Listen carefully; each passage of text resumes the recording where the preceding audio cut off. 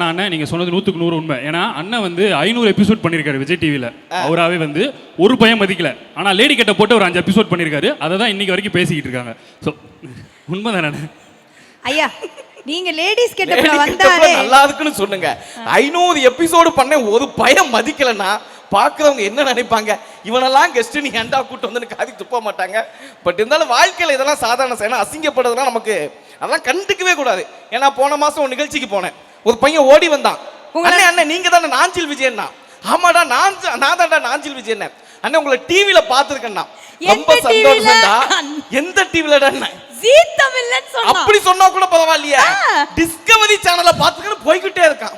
இல்லங்கய்யா, போன ஈவென்ட்ல ஒரு பையன் வந்தான். அக்கா அக்கா இந்த அண்ணனை நான் பார்த்திருக்கேன் அப்படின்னா. எந்த டிவிலடா? ஜீ தமிழ் இல்லடா, ஒரு விஜய் டிவி. அக்கா சொல்வதெல்லாம் உண்மையில வந்தார்லக்கா அப்படின்னு சொல்லி சொன்னான். நிஜமா அம்மா என்ன பார்த்தா எனக்கு 2 பொம்பளைங்க வாழ்க்கையை கெடுக்கிற மாதிரியா இருக்கு.